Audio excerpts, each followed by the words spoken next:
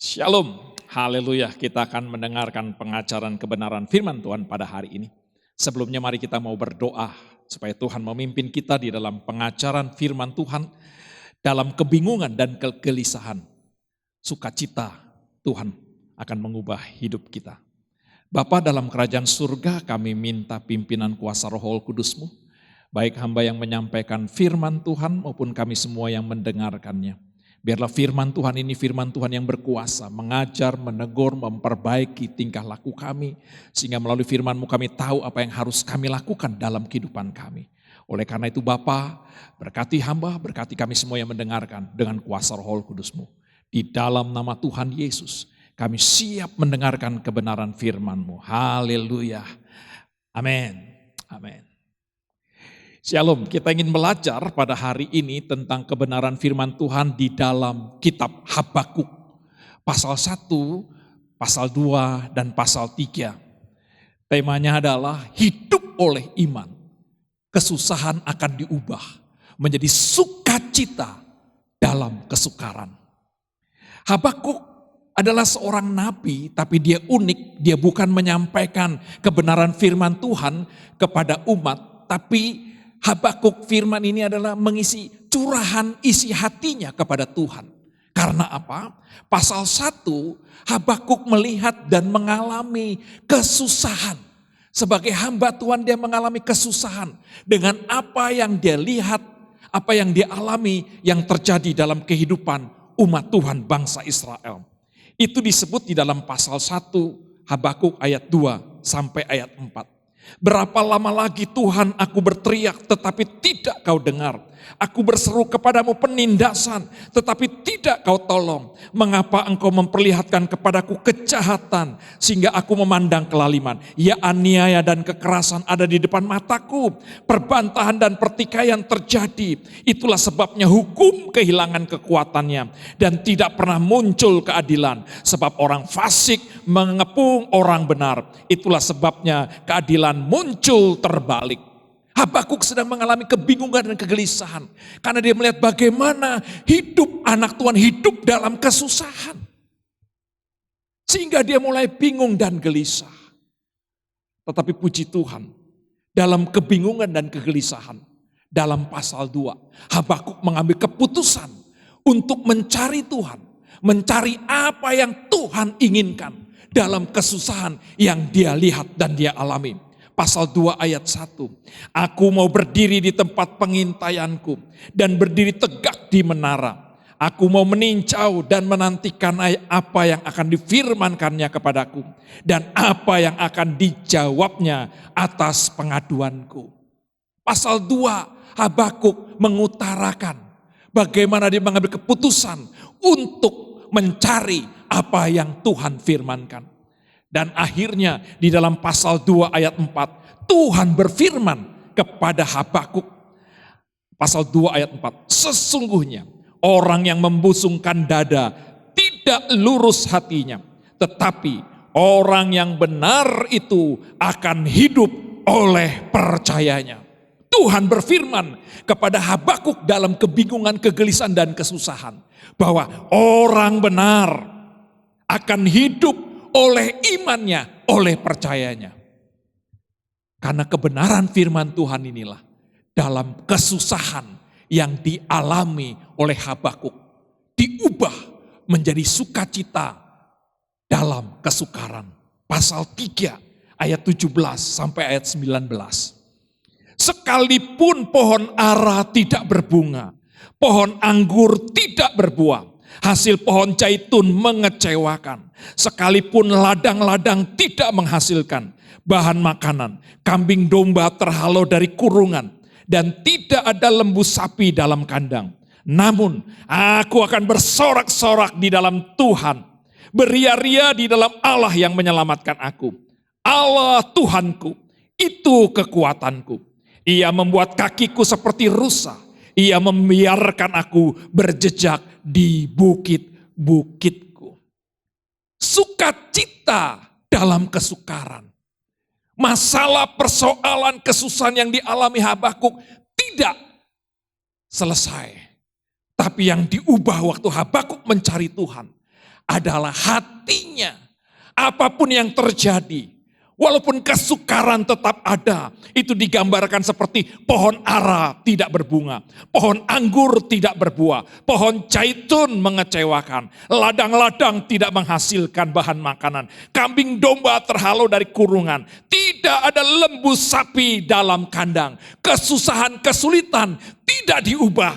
Namun Habakuk berkata, aku akan bersorak-sorak di dalam Tuhan. Inilah hidup orang percaya oleh iman. Iman kita bisa menjadikan kesusahan menjadi berkat. Amin. Tapi hidup dalam iman juga bisa membuat kita, kesusahan tetap harus kita alami. Tetapi dalam kesusahan, dalam kesukaran, ada sukacita yang dari Tuhan karena kesukaran yang kita hadapi. Inilah yang harus dimengerti. Inilah yang kita ingin pelajari pada hari ini. Hidup oleh iman, kesusahan diubah menjadi sukacita dalam kesukaran. Seluruh dunia dan bangsa Indonesia dengan COVID-19 pasti mengalami kesusahan. Semua mau berdoa supaya dilepaskan dari COVID ini. Tetapi jika seandainya COVID ini tetap berlangsung terus-menerus. Bagi anak-anak Tuhan, kalau kita hidup oleh iman, apapun COVID tetap berlaku. Kita tetap ada sukacita dalam kesukaran. Mari kita mau belajar bagaimana hidup oleh iman. Kita tetap memiliki sukacita dalam kesukaran.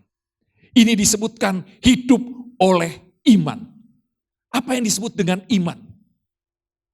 Iman dalam Ibrani pasal 11 ayat 1. Perhatikan ayat-ayat ini. Ini yang disebut dengan iman. Ini yang disebut dengan percaya. Iman adalah dasar dari segala sesuatu yang kita harapkan. Pertama, iman adalah dasar dari segala sesuatu yang kita harapkan. Apa yang menjadi dasar yang selalu kita harapkan bagi orang yang beriman adalah firman Tuhan. Jadi iman adalah firman Tuhan yang menjadi dasar segala sesuatu yang kita harapkan. Dan yang kedua disebutkan dalam Ibrani pasal 11 ayat 1. Dan bukti dari segala sesuatu yang tidak kita lihat. Apa bukti dari segala sesuatu yang tidak kita lihat? Kembali lagi firman Tuhan. Jadi iman adalah dasarnya firman Tuhan. Buktinya adalah firman Tuhan. Jadi kalau orang hidup oleh iman, berarti hidup percaya dan mempercaya firman Tuhan, apapun situasi dan kondisi kita. Jadi kalau orang berkata, saya percaya Tuhan menolong saya. Dasarnya apa? Firman Tuhan yang mengatakan. Buktinya Tuhan menolongmu apa? Firman Tuhan yang berkata. Itu iman. Iman bukan keinginan kita. Iman bukan harapan kita. Iman bukan apa yang kita mau Tuhan lakukan. Tapi iman adalah apa kata firman Tuhan. Itu yang terjadi.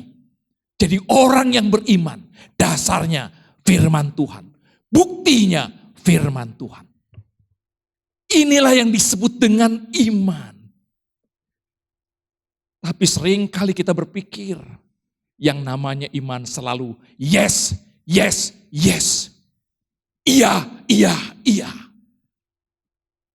Oh bisa betul terjadi. Kesusahan menjadi berkat, amin. Tapi kalau kesusahan tetap susah walaupun engkau beriman. Kita sudah mulai bingung dan gelisah. Tapi orang beriman, percaya kesusahan bisa diubah menjadi berkat.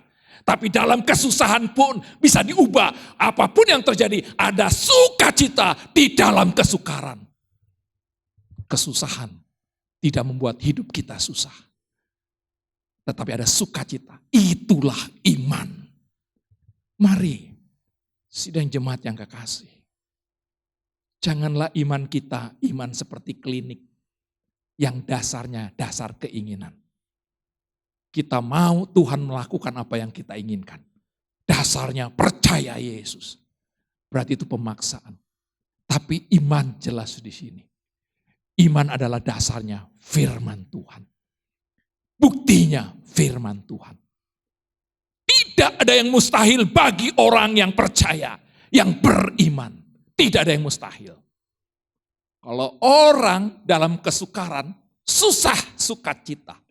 Tapi anak Tuhan hidup orang beriman dalam kesukaran, sukacita. Bagi orang mustahil, bagi anak Tuhan tidak ada yang mustahil.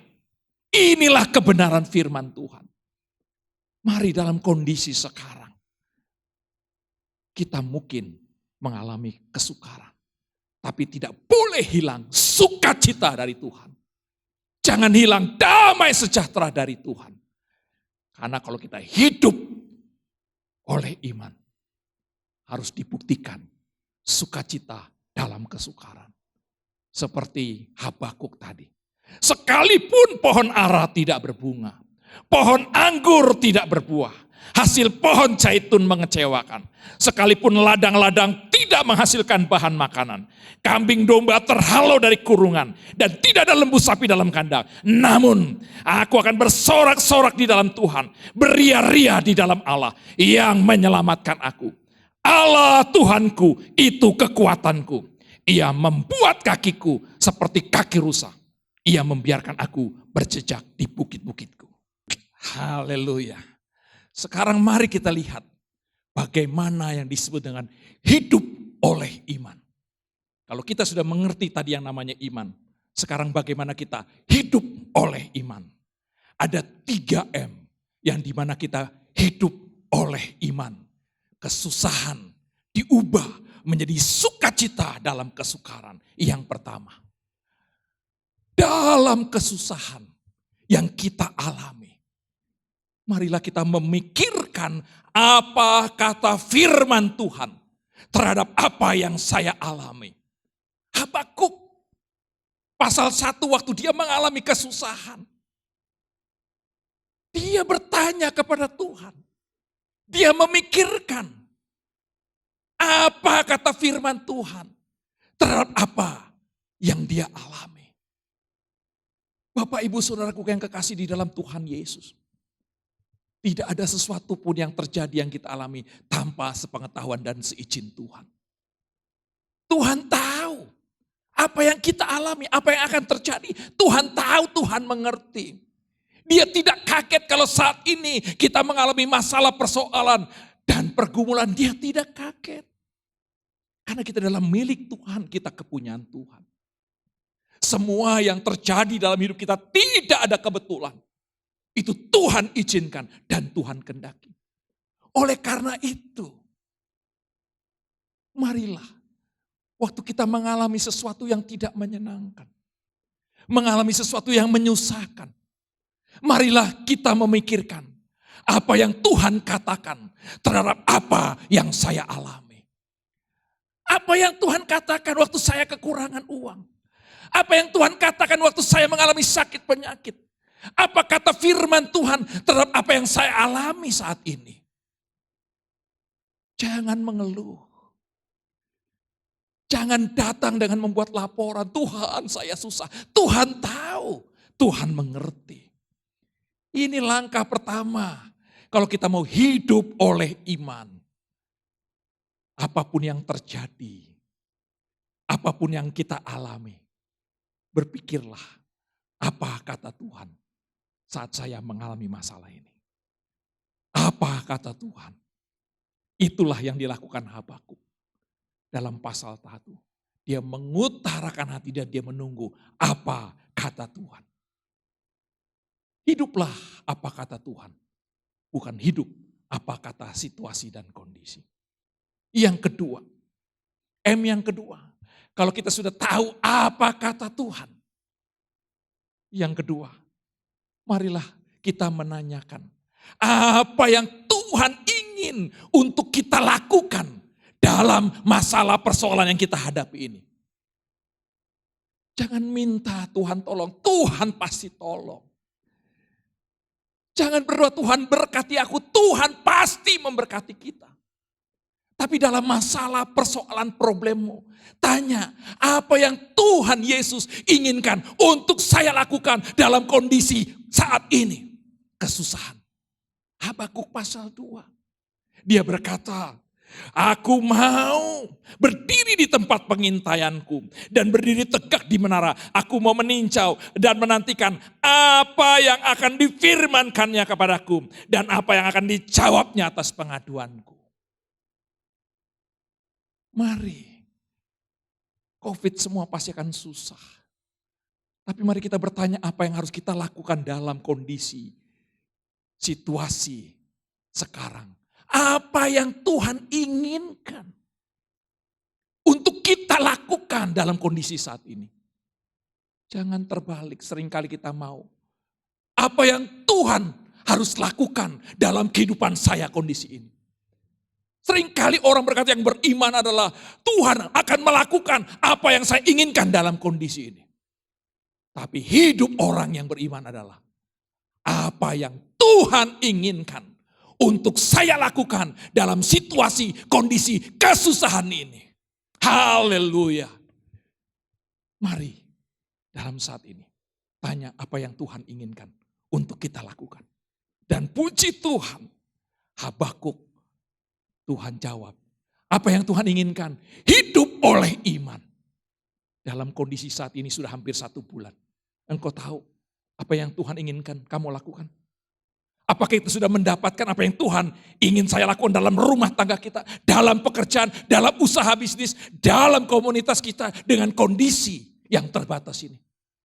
Mari menanyakan apa yang Tuhan ingin untuk kita lakukan. Dan yang ketiga, kita melakukan apa yang Tuhan inginkan. Oh, manakala kita melakukan apa yang Tuhan inginkan dengan percaya, akan ada sukacita. Akan ada sukacita yang luar biasa. Sukacita inilah yang akan mengubah kehidupanmu. Inilah hidup oleh iman. Yang ketiga, mari kita melakukan apa yang Tuhan inginkan melalui firman-Nya kepada kita. Lakukan apa yang Tuhan inginkan. Mari kita masing-masing bertanggung jawab untuk hidup oleh iman. Apa yang dialami oleh Habakuk, itu juga yang kita alami saat ini. Apa yang terjadi di Habakuk, itu juga terjadi dalam hidup kita saat ini. Tapi apa yang dilakukan Habakuk, harus juga yang kita lakukan hari ini. Hiduplah oleh iman. Memikirkan apa kata firman Tuhan terhadap apa yang saya alami. Kedua, menanyakan apa yang Tuhan inginkan untuk kita lakukan dalam kondisi saat ini. Dan yang ketiga, kita melakukan apa yang Tuhan firmankan. Apa yang Tuhan inginkan. Mengucap syukurlah di dalam segala hal. Bersukacitalah senantiasa, tetaplah berdoa. Mari kita lakukan apa yang Tuhan inginkan. Lakukan terus. Manakala kita melakukan kebenaran firman Tuhan, akan ada damai sejahtera, sukacita. Mungkin masalah persoalan Tuhan tidak lepaskan. Tapi Tuhan memberikan damai sejahtera, sukacita. Itu mujizat luar biasa. Berkat Tuhan bukan hanya uang materi. Tapi damai sejahtera, kesehatan, sukacita. Itu mujizat yang luar biasa. Mari anak-anak Tuhan dalam kondisi ini buktikan bahwa hidup kita hidup oleh iman. Adakah sukacita di dalam rumah tangga kita? Adakah sukacita di dalam pekerjaan kita? Adakah sukacita di dalam ekonomi kita berkurang daripada bulan-bulan yang lalu? Dan sukacita dalam kesukaran itu karena hidup oleh iman. Oleh karena itu saya percaya. Hidup oleh iman. Kesusahan akan diubah menjadi sukacita dalam kesukaran seperti Habakuk. Haleluya. Terus semangat dan semangat terus bagi kemuliaan nama Tuhan Yesus Kristus. Haleluya. Amin. Haleluya. Mari saudara-saudara yang kekasih dalam Tuhan Yesus. Kita responi firman Tuhan dengan kita berdoa. Saya akan memimpin kita dalam doa. Bapa di dalam kerajaan surga dalam nama Tuhan Yesus Kristus. Kami percaya kami milik-Mu dan kepunyaan-Mu. Sehingga apapun yang terjadi yang kami alami, Engkau tahu dan Engkau izinkan. di dalam kondisi dunia, bangsa Indonesia, dan kami pribadi, keluarga kami dengan kondisi COVID ini. Kami mengalami kekurangan, kami mengalami masalah dan persoalan. Tapi kami bersyukur, Yesus Tuhan di atas segala-galanya. Biarlah kebenaran firman Tuhan yang kami dengar dengan pelajaran hidup Habakuk, itu boleh terjadi dalam hidup kami. Hidup oleh iman. Kesukaran yang Engkau izinkan tidak menghilangkan sukacita. Kesusahan yang Engkau izinkan tidak akan cepat berlalu. Tapi sukacitamu dalam kesukaran selalu ada dalam kehidupan kami. Oleh karena itu Bapa, dalam nama Tuhan Yesus, biarlah anak-anakmu yang mendengarkan firman ini hidup oleh iman. Hidup karena firman Tuhan. Buktinya kita akan diberkati karena firman Tuhan. Oleh karena itu hamba berdoa di dalam nama Yesus. Sukacita dalam kesukaran ada dalam kehidupan anak-anak Tuhan, rumah tangga mereka, pekerjaan. Sehingga kami boleh menjadi saksi di tengah-tengah masalah persoalan dunia ini. Kami menjadi terang. Dan bahkan ada kesempatan untuk kami memberitakan Injil. Karena ada sukacita yang luar biasa. Orang dunia boleh gelisah, bingung, cemas. Tetapi kami sukacita. Seperti Habakuk. Sekalipun pohon ara tidak berbunga. Pohon zaitun mengecewakan. Kesukaran, aku akan bersorak-sorai di dalam nama Tuhan Yesus. Roh Kudus menolong kami di dalam melakukan firman Tuhan ini. Haleluya, haleluya, haleluya. Kami percaya Tuhan Yesus. Kami terima kebenaran firman Tuhan ini. Dan kami mau akhiri firman Tuhan dengan berkat daripadamu. Kekasih-kekasih Tuhan Yesus, terimalah berkat Tuhan.